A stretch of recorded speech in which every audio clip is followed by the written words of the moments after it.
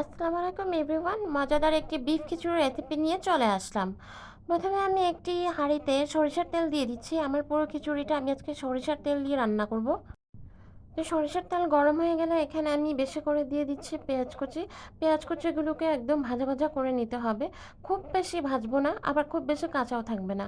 এখন আমি এখানে দিয়ে দিচ্ছি তেজপাতা, কালো এলাচি, লং আর দারচিনি। এবার এখানে আমি দিয়ে দিচ্ছি বেশি করে পেঁয়াজ বাটা। সব কিছু ভালোভাবে একসাথে মিশিয়ে নিব এবং একটু ফ্রাই করে নেব। আপনারা দেখতেই পাচ্ছেন এখানে পেঁয়াজের ফ্রাইটা কীরকম হবে বা মশলা ফ্রাইটা কীরকম হবে। এখন আমি এখানে দিয়ে দিচ্ছি আদা রসুন বাটা। আদা বাটা কম দিয়েছি এবং রসুন বাটা আমি বেশি দিয়েছি। দিয়ে দিচ্ছি হলুদ গুঁড়া। এরপরে এখানে দিচ্ছি আমি শুকনো মরিচ গুঁড়া, ধনিয়ার গুঁড়া এবং জিরার গুঁড়া। সব কিছু ভালোভাবে মিশিয়ে নেব। মশলা সব কিছু ভালোভাবে কষিয়ে নিব এবং এখানে আমি দিয়ে দিচ্ছি একটা স্টার মশলা। এটা সুন্দর একটা ফ্লেভার দিবে। এবার আমি আলাদা করে দেখাচ্ছি। এখানে নিয়েছি আমি গোলমরিচ আস্ত এবং জয়ফল, শাহিজিরা আর জয়ত্রী। এই সবগুলোকে আমি ব্লেন্ডারে গুঁড়া করে নিব। এটা আমি আমার খিচুড়িতে ব্যবহার করব। এই গুঁড়া করা পাউডারটা আমি এখন দিয়ে দিব। এবং খিচুড়ি বলতে এখানে আমি এখন যে মাংসটা রান্না করব সেটার জন্য এই মশলাটা। এখানে আমি দিচ্ছি সামান্য পরিমাণ পানি।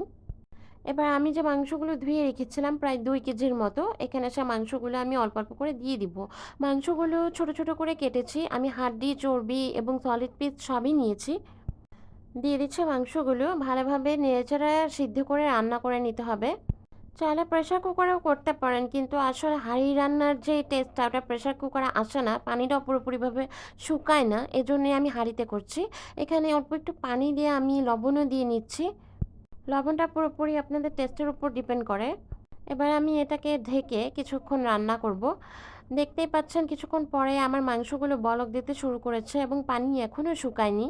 তাই এটাকে আমি আবার ঢেকে আরও কিছুক্ষণ রান্না করব। আমার মাংসটা আমি এবার দেখাচ্ছি, ঝোলটা কমে গিয়েছে, অল্প ঝোল আছে।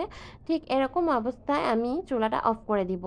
এবার আমি এখানে নিয়েছি প্রায় 1 কেজি চাল এবং 1.5 কেজি মুগের ডাল।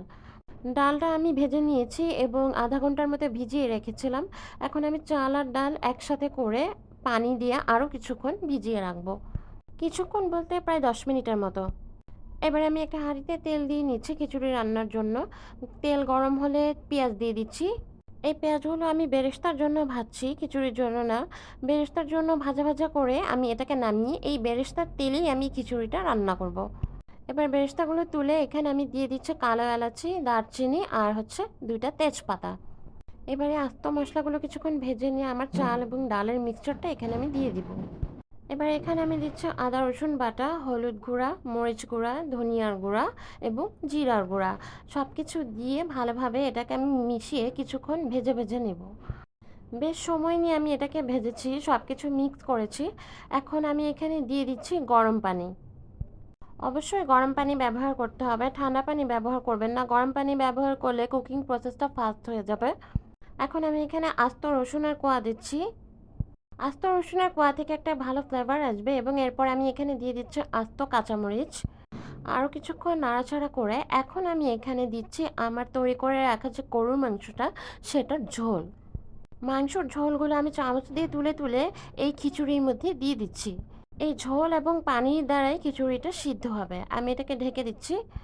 এবার খিচুড়িতে ব্যবহার করার জন্য আমি যে বেরেস্তাটা ভেজে নিয়েছিলাম সেটার মধ্যে দিচ্ছি সামান্য পরিমাণ চিনি আর গুঁড়া দুধ। ভালোভাবে মিশিয়ে এটাকে আমি রেখে দিব।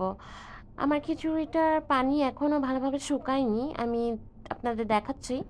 আমি এটাকে কিছুক্ষণ নেড়ে চেড়ে আবার ঢেকে রাখবো পানিটা শুকানোর জন্য। তো এখন আমি আপনাদেরকে দেখাচ্ছি কিভাবে আমি খিচুড়ি আর মাংসটা একসাথে সাজিয়ে এবং চুলায় বসিয়েছি। এখান থেকে প্রায় অর্ধেকের মতো খিচুড়ি তুলে আমি আলাদা বাটিতে রেখেছি এবং এখানে দিয়ে দিচ্ছিলাম ঘি। আর মাংস দিচ্ছি অর্ধেক। মাংসর সাথে আমি ঝোলও দিচ্ছি। এখানে আমার যে বেরেস্তাটা মিক্স করে রেখেছিলাম সেটা কিছু দিয়ে দিচ্ছি। এবার আমি উপরে আবার খিচুড়ি দিচ্ছি এবং এর উপরে আমি আবার ঘি দিব, মাংস দিব। এভাবে আমি পুরোটাকে অ্যাসেম্বল করেছি এবং সবশেষে আমি উপরে এটাকে ঘি দিয়ে ঢেকে চুলায় দমে বসিয়ে দিব। চুলার হিট একদমই লো থাকবে এবং লোতে এটাকে দমে রান্না করতে হবে।